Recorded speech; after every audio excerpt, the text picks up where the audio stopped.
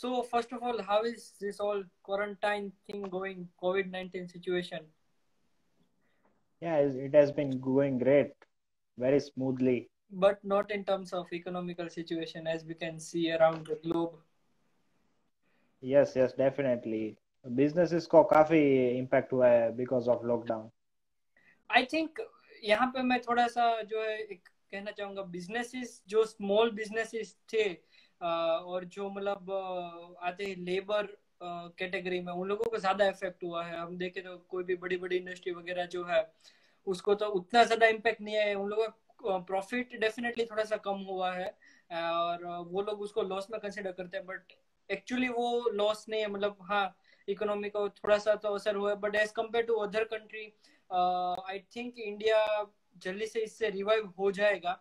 और यही आज का हमारा लाइक टॉपिक है कि भाई जनरल स्टार्टअप और आईटी स्टार्टअप पर पोस्ट कोविड सिचुएशन क्या होने वाली है. So like as we discussed, we have some questions or the topic to be discussed over here. So let us start with our first topic कि जो general startup है, अगर हम पर्टिकुलरली आईटी स्टार्टअप की बात नहीं करें, जो भी जनरल स्टार्टअप हो गए, कोई भी बिजनेसेस जो शुरू होने वाले थे ड्यूरिंग दिस टाइम पीरियड, उस पे क्या इफेक्ट होगी इन टर्म्स ऑफ ये आफ्टर पोस्ट कोविड सिचुएशन.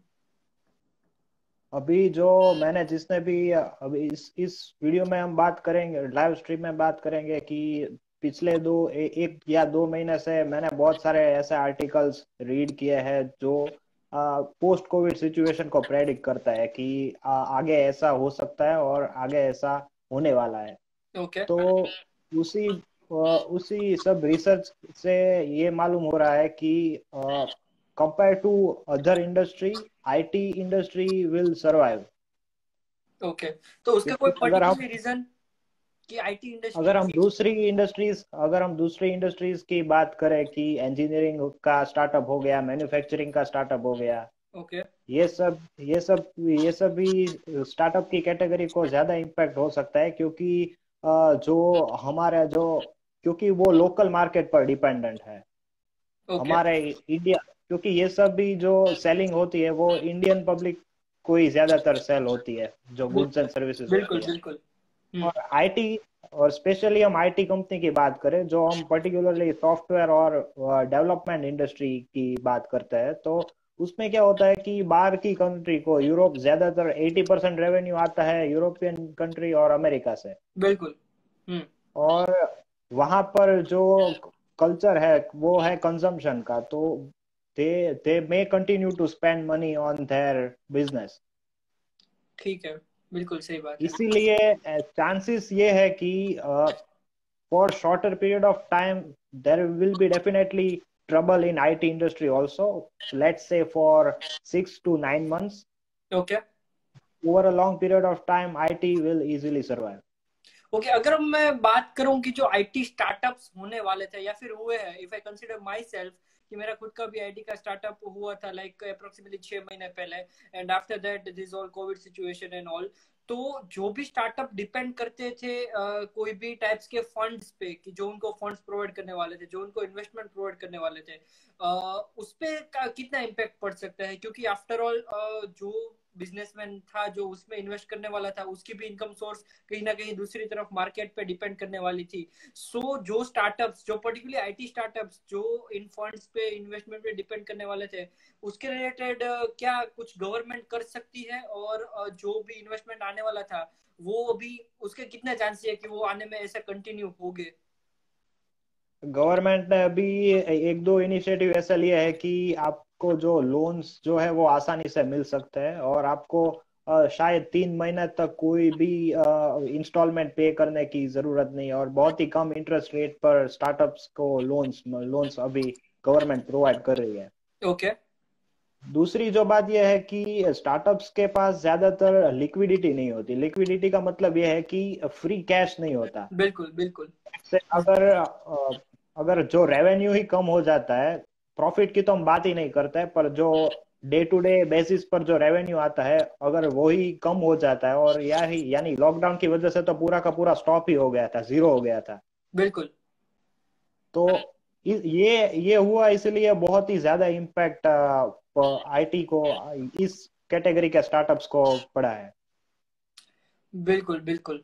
अगर मैं बात करूं कि वेल एस्टेब्लिश जो कंपनी है, मतलब पर्टिकुलर इंडिया की टीसीएस ले ली, विप्रो ले ली, इन्फोसिस ले ली, तो उन लोगों के प्रॉफिट रेवेन्यू है या फिर क्वार्टरली जो भी वो लोग अपना रिपोर्ट्स वगैरह निकालते हैं, उसमें किस तरीके से अफेक्ट होगा? क्योंकि जब तक मेरे काफी रिलेटिव्स ये बड़ी बड़ी कंपनियों में, उन लोगों ने बोला कि दे आर कंटिन्यू वर्किंग, उन लोगों के लिए कुछ ऐसा लॉकडाउन वगैरह है ही नहीं, they are just working from home.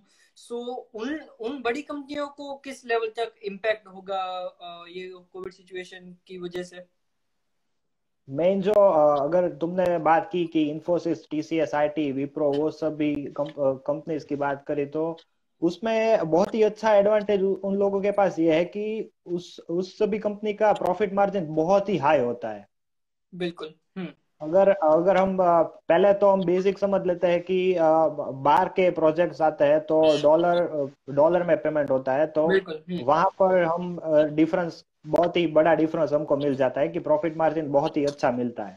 बिल्कुल। फिर कोई प्रॉब्लम नहीं है, एम्प्लॉयज भी बहुत ज्यादा है, पर फिर भी प्रॉफिट मार्जिन बहुत ही ज्यादा है। अगर मैं लास्ट क्वार्टर की बात करूं, अभी का जो लास्ट क्वार्टर था, हम्म। उसमें टीसीएस जो थी वो मोस्ट प्रॉफिटेबल कंपनी थी इंडिया की, क्योंकि रिलायंस ने बुरा परफॉर्म किया था। अच्छा। बिल्कुल। हम्म। और सिमिलरली अगर हम प्रॉफिट्स की बात करें तो वो इंफोसिस और एचसीएल का भी सस्टेनेबल बिजनेस चल रहा है। ठीक है। बड़ी आईटी कंपनीज की हम बात करें, दो कंसिडर करते हैं, इंफोसिस और टीसीएस। उन लोगों ने अभी क्या किया है कि अभी हायरिंग उन लोगों ने स्टॉप कर दी है। बिल्कुल। जो जो स्टाफ को वो मास रिक्रूट करते थे एवरी ईयर, हम्म। वो लोगों ने इस साल स्टॉप कर दिया है, क्योंकि उतना इतना कैश फ्लो नहीं है कि, उतना कैश फ्लो भी नहीं है और उतनी डिमांड भी नहीं है कि वो न्यू एम्प्लॉयज को हायर कर सके। बिल्कुल। मेरा नेक्स्ट क्वेश्चन इसी टॉपिक पर रिलेटेड है, जॉब सिक्योरिटी। अगर मैं बात करूं, ये इन बड़ी आईटी कंपनी को कंसीडर ना करते हुए, जो छोटी आईटी कंपनी, छोटी मान लो कि जो भी कंपनी का टर्नओवर अप्रोक्सीमेटली 10 करोड़ है, उसको मैं मीडियम साइज या फिर मीडियम से थोड़ी छोटी आईटी कंपनी कंसीडर करूंगा, उनके एम्प्लॉयज जो है, उनकी जॉब सिक्योरिटी के बारे में क्या अब, मतलब इन टर्म्स ऑफ आईटी, क्योंकि जैसे कि हमने बात की कि आईटी जो है वो काफी हेल्प कर रही है इंडियन इकोनॉमी को फॉर दिस कोविड सिचुएशन, क्योंकि वही एक इंडस्ट्री है जो चल रही है। सो उसके एम्प्लॉय की जॉब सिक्योरिटी के बारे में क्या कहना है? क्योंकि मैंने बहुत ऐसा सुना है कि काफी लोगों को जो है ऐसा ही बोल दिया जाए कल आप काम पे मत आना। सो जॉब सिक्योरिटी को लेके क्या इश्यू होने वाले हैं after this post Covid situation? अब जॉब सिक्योरिटी की बात करते हैं तो शायद हम लोगों ने ऐसा बहुत सुना है कि यूएस में और कनाडा और यूरोपियन कंट्रीज में कंप्यूटर आईटी के फील्ड में भी अनएम्प्लॉयमेंट बहुत ज्यादा बढ़ गया है। ओके। क्योंकि प्रॉब्लम क्या है कि वहां पर जो रेवेन्यू, जो प्रॉफिटेबिलिटी है, वो इंडिया से बहुत कम है। इंडिया में कम है क्योंकि यहाँ यहाँ पर जो सैलरी है उस पर कोई इतना स्ट्रिक्ट रूल नहीं है।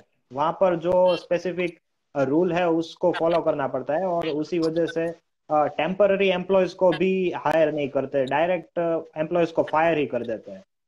दूसरा बेनिफिट इंडियन आईटी कंपनीज को यह है कि हमारी जो जितनी भी आईटी कंपनीज है, अगर हम कोई स्मॉल आईटी कंपनी को भी कंसिडर कर सकते हैं उसमें, ओके। उस सभी कंपनीज के पास प्रॉफिटेबिलिटी बहुत ज्यादा होती है, और उसी वजह से फ्री कैश बहुत ज्यादा होता है। अगर 1 या 2 या 3 महीने तक भी कोई बिजनेस नहीं मिलता, तो ये सभी कंपनी सस्टेन कर सकती है, बिल्कुल। हम्म। क्योंकि पहले से ही प्रॉफिट मार्जिन इतना मिला हुआ है, तो फिर ऐसा सस्टेन हो जाता है। ऐसा नहीं होता कि 1 या 2 महीने बिजनेस रेवेन्यू आया ही नहीं तो बिजनेस बंद हो जाएगा, ऐसी सिचुएशन नहीं आती। बिल्कुल। और हम्म। इसी रीजन की वजह से इंडिया की ज्यादातर आईटी कंपनीज ने फायरिंग नहीं किया है अभी तक। बिल्कुल। बिल्कुल। सैलरीज टॉप मैनेजमेंट ने सैलरीज कट की है और वो सभी चीज की है, पर अभी तक ज्यादातर ऐसा सुना नहीं कि कोई मेजर आईटी कंपनी ने फायर किया हो। हाँ, बट मैं ये भी एक चीज कहना चाहूंगा कि सभी लोगों को फायर करे, मतलब ऐसी सिचुएशन है, तो ऐसी सिचुएशन में एम्प्लॉयज को और कंपनी को दोनों को एक प्रॉपर म्यूचुअल अंडरस्टैंडिंग रख के ये जो पूरी कोविड-19 सिचुएशन है उसको हैंडल करना चाहिए। क्योंकि अगर लाइक वो लोग अपने प्रॉफिट के लिए सभी को फायर कर देंगे तो अनएम्प्लॉयमेंट रेट है उसको उसके ज्यादा होने के चांसेस लाइक ज्यादा हो जाएंगे। तो इट इज बेटर कि दोनों ओर से थोड़ी सी म्यूचुअल अंडरस्टैंडिंग रखी जाए, और ये जो हम कहते हैं कि थोड़ा सा सैलरी में कट ऑफ करके जो भी पूरा रेवेन्यू बैलेंस अगर हो जाता है कंपनी का तो वो हमें करना चाहिए। Coming to my next question, कि जो वर्क फ्रॉम होम का पूरा अभी चैप्टर चल रहा है, सो उसका मतलब क्या है? हमने देखा कि फेसबुक ने अनाउंस कर दिया कि भाई आप लोग अब for a lifetime work from home कर सकते हैं। स्पॉटिफाई ने कह दिया कि up to like end of 2020 their employees can work from home. जो वर्क फ्रॉम होम के टीसीएस ने भी बोल दिया है कि 2025 तक 75% स्टाफ जो है वो वर्क फ्रॉम होम पर काम करेगा, टीसीएस का जो पूरा स्टाफ है। तो बिल्कुल। उसमें जो कौन सी उसमें जो बहुत ही बड़ा थ्रेट है वो हम सबको हम आईटी इंडस्ट्री से बिलोंग करते हैं, तो हम सबको मालूम है कि मेन है सिक्योरिटी का। बिल्कुल। हम्म। जो डेटा लीक होता है, डेटा का हैकिंग हो सकता है, फिर इंटरनेट की स्पीड स्लो हो सकती है, तो फिर वर्क में डिले हो सकता है, और वो सभी बिल्कुल। चीज वर्क फ्रॉम होम के लिए हो सकता है। और फिर ऐसा भी देखने को मिला है कि वर्क फ्रॉम होम में थोड़ी सी प्रोडक्टिविटी कम हो सकती है, और ऐसा भी रिसर्च आया है सामने कि इसके दो रीजंस है कि बहुत ही in some places productivity has increased and in many places productivity has decreased. Okay. So ऐसे सब हम समझ सकते हैं कि वर्क फ्रॉम होम का कल्चर धीरे धीरे तो बढ़ना ही वाला है फॉर अच्छा, श्योर, अपार्ट फ्रॉम क्योंकि all this you know the thing कि तूने बोला कि भाई चलो ये ऐसा ऐसा प्रॉब्लम हो सकते हैं, बट डोंट यू थिंक कि इसकी वजह से अगर हम कंपनी के प्रॉफिट या फिर रेवेन्यू की बात करें तो वो बढ़ सकते हैं? क्योंकि अगर हम ऐसे छोटे छोटे एक्सपेंसेस देखें जो कि कंपनी करती है एम्प्लॉय में, कॉर्पोरेट कल्चर प्रोवाइड करने के लिए, कैफेटेरिया हो गया, खाना हो गया, इलेक्ट्रिसिटी वगैरह अरेंजमेंट हो गया, जो पूरा उसका सिटिंग अरेंजमेंट वगैरह हो गया, अगर वर्क फ्रॉम होम वो लोग देते हैं किसी भी एम्प्लॉय को, तो अगर सारे एम्प्लॉय को अगर वो देते हैं तो जो पूरा कॉस्टिंग बचता, जो मतलब उसका रेवेन्यू जो स्पेयर में होता है उसको हम एम्प्लॉयज के लिए ही यूज कर सकते हैं, और उसका जो है सैलरी को इंक्रीज करके उसको मोटिवेट कर सकते हैं इन टर्म्स ऑफ कि now you guys can do better. So उसके उस पे क्या मतलब पॉइंट है? यस, ऐसा हो सकता है, पर अभी का जो सिनारियो ऑब्जर्व हुआ है उसमें ये मालूम पड़ा है कि मैंने अभी मेरे 4-5 फ्रेंड्स से बात की, तो उसमें उन्होंने यस ऐसा बोला है कि वर्क फ्रॉम होम में काम कम होने की वजह से कम कम तो नहीं हुआ, पर और ज्यादा हो गया है। अच्छा, तो उसमें वर्क फ्रॉम होम में ऐसा कह सकते हैं कि सिर्फ कंपनी का ही बेनिफिट हुआ है, जो एम्प्लॉयज है वो उतने ज्यादा बेनिफिट में नहीं है? क्योंकि सबको ऐसा लगता है कि अगर वर्क फ्रॉम होम मिलेगा तो वो लोग अपनी मर्जी से जब चाहे तब वर्क कर सकते हैं, but it is not actually like that, right? No no, क्योंकि ऐसा बहुत सारे ऐसा एम्प्लॉयज होते हैं कि जो आइसोलेशन में काम करना पसंद नहीं करते। अब वर्क फ्रॉम होम में होता क्या है कि for as an IT professional हमारे हमको तो सिर्फ लैपटॉप में ही काम करना होता है, और हमारे बिल्कुल। आसपास कोई या फिर एम्प्लॉय का ग्रुप या ऐसा कुछ भी नहीं होता, तो उसमें आइसोलेशन की वजह से डिप्रेशन, एंजाइटी, ऐसा भी रिसर्च इस बार आया है कि ऐसा भी हो रहा है अभी वर्क फ्रॉम होम के कल्चर में।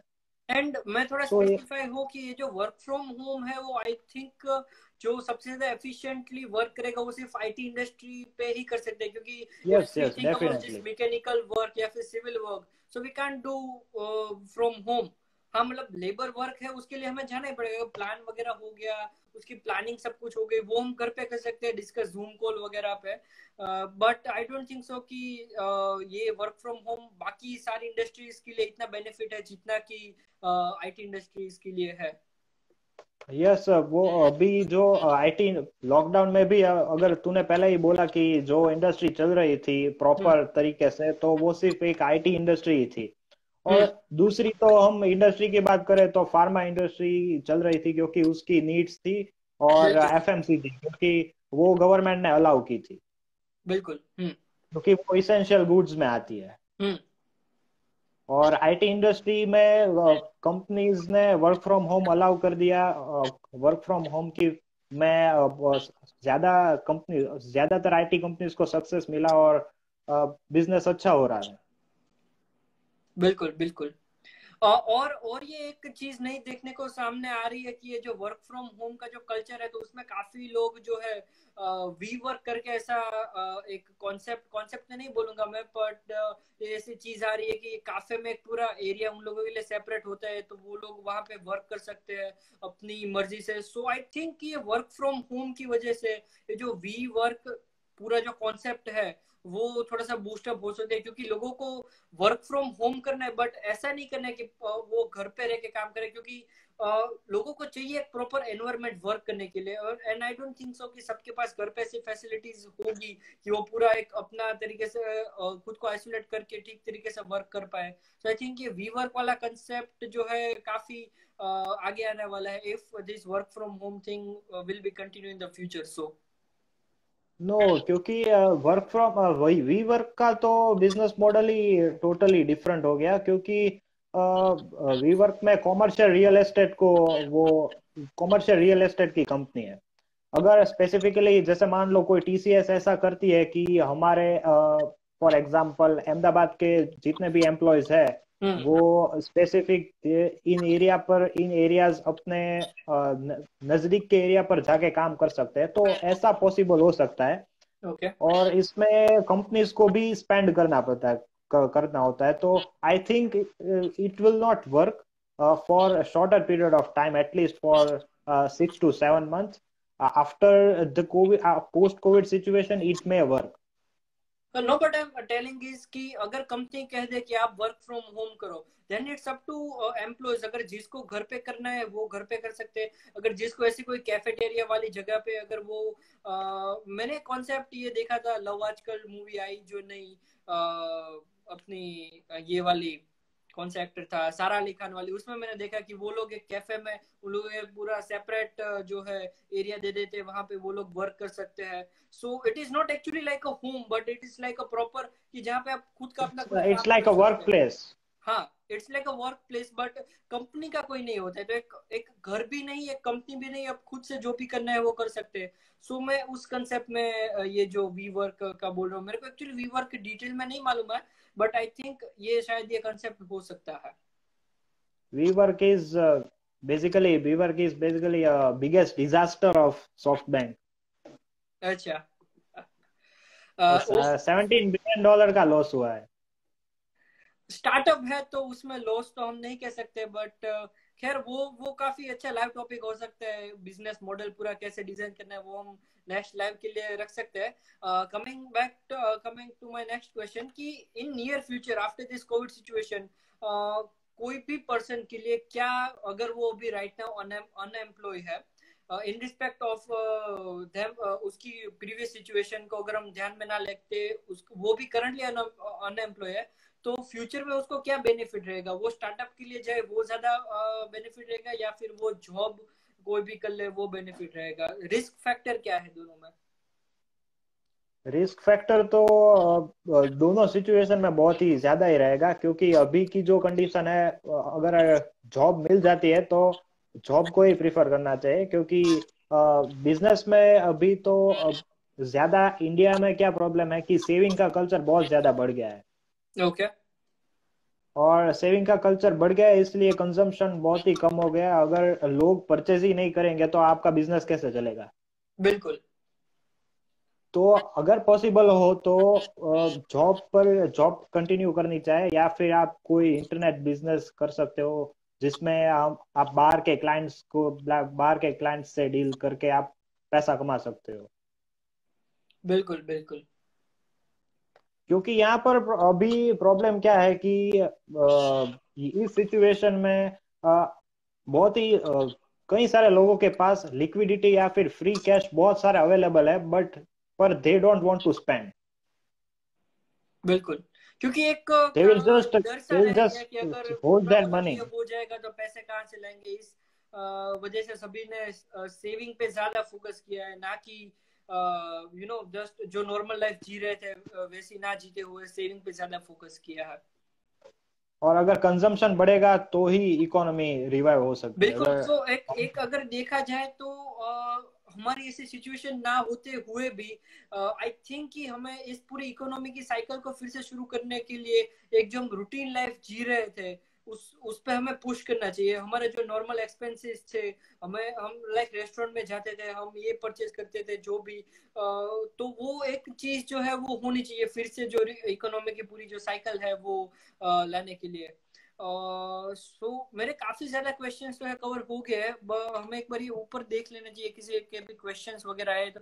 मिलन इज सेइंग कि freelancer can be good option post Covid situation. हाँ, freelancing is a good option, but it's depend कि फ्रीलांसिंग ज्यादातर आईटी कंपनी में ही ज्यादा प्रिफरेबल है। उसके बारे में क्या कहते हैं? फ्रीलांसिंग मैंने तो नहीं सुना है कि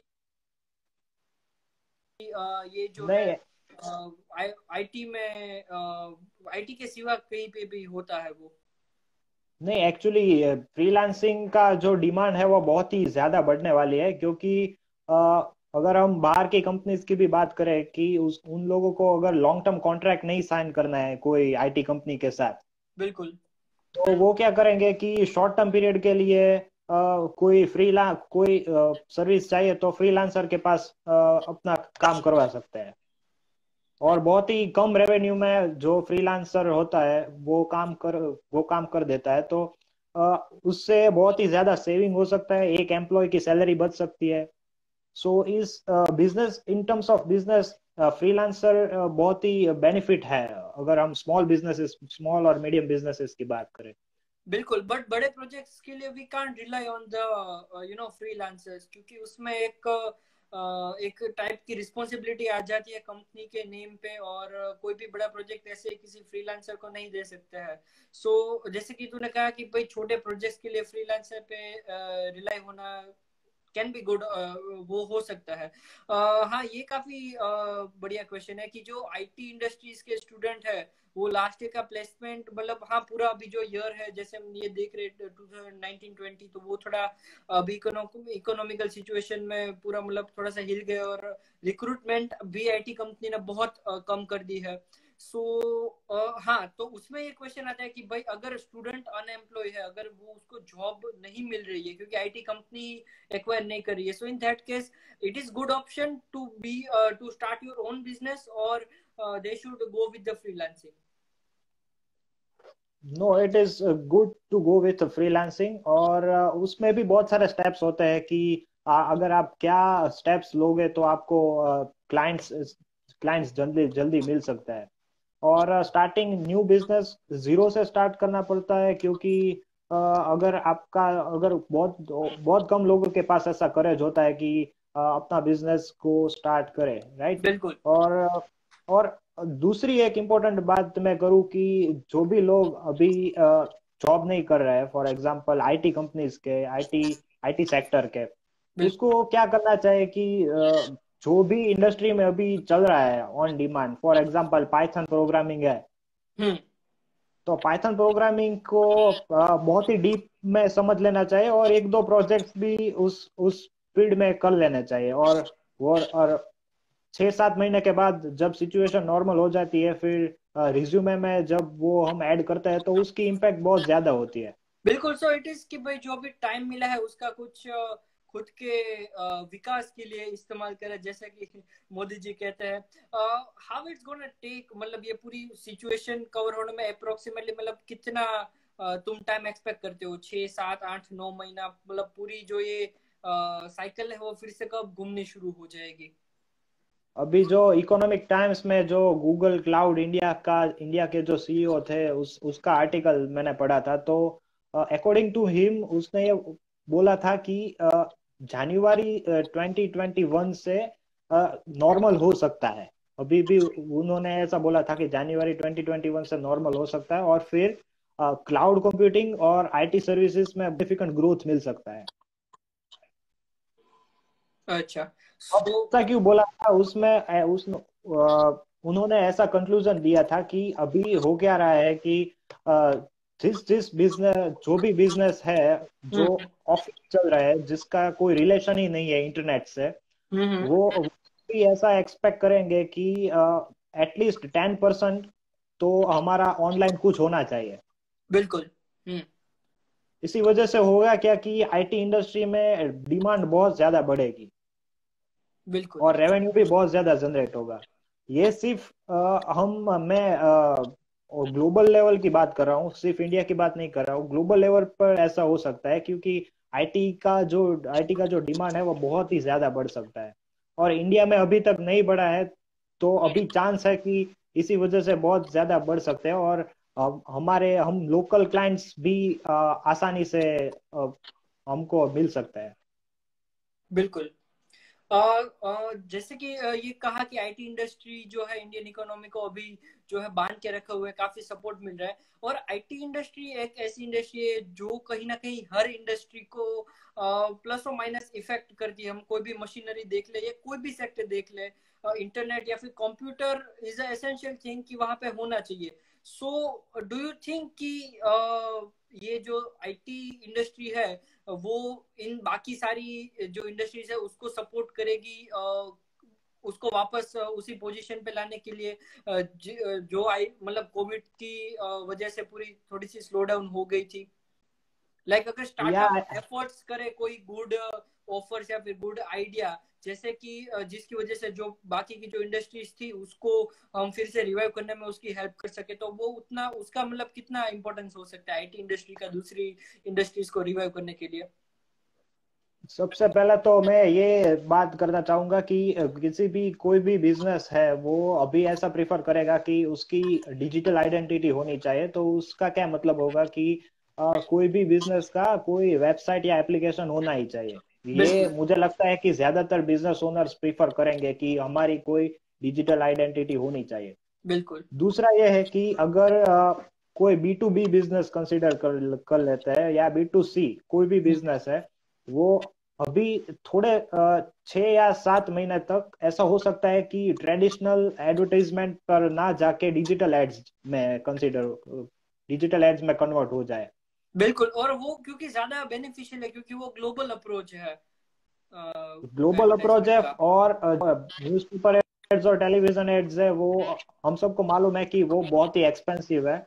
और फेसबुक, इंस्टाग्राम, गूगल, हम्म उसमें बहुत ही अच्छा पोटेंशियल है। और मैंने एक इंस्टाग्राम पे पोस्ट भी डाली थी कि 2008 और 2009 के टाइम पर जब ग्लोबल फाइनेंशियल क्राइसिस चल रहा था, तब अमेरिकन स्टॉक मार्केट की बहुत कम कम कंपनी थी का जो प्रॉफिट चल रहा था, उसमें थी गूगल और फेसबुक। ओके।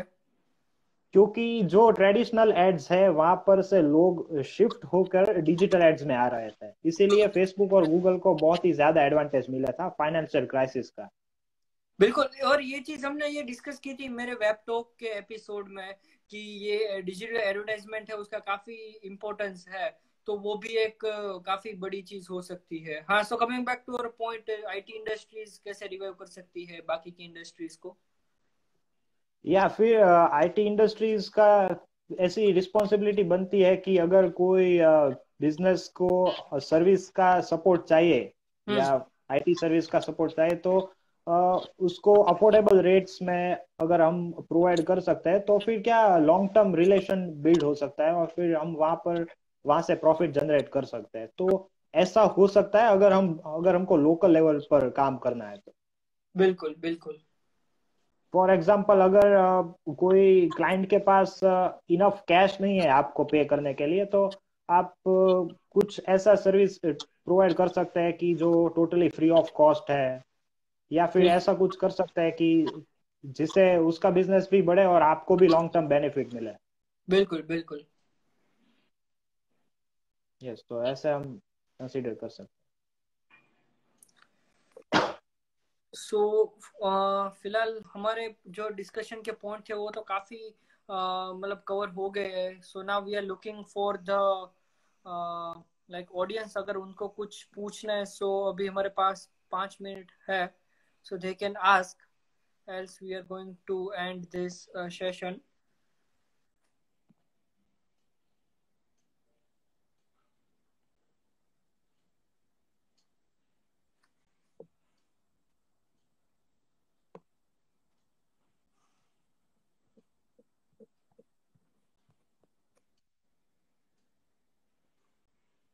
आई थिंक और मैं अभी एक हाँ एक बात ऐड करना चाहूंगा बिल्कुल। कि जो 1-2 महीने अगर हम मार्च एंड की बात करें तो यूरोपियन कंट्रीज की जो हम बात करें कि फ्रांस, इटली और जर्मनी, हम्म। उसको बहुत ही ज्यादा इम्पैक्ट हुआ था इस कोविड-19 से। अब बिल्कुल अभी वो अभी का जो कंसिडर कर सकता है, अभी का जो केस है वो टोटली रिवर्स हो गया है अभी। They are growing like very fast, they are recovering very fast. बिल्कुल।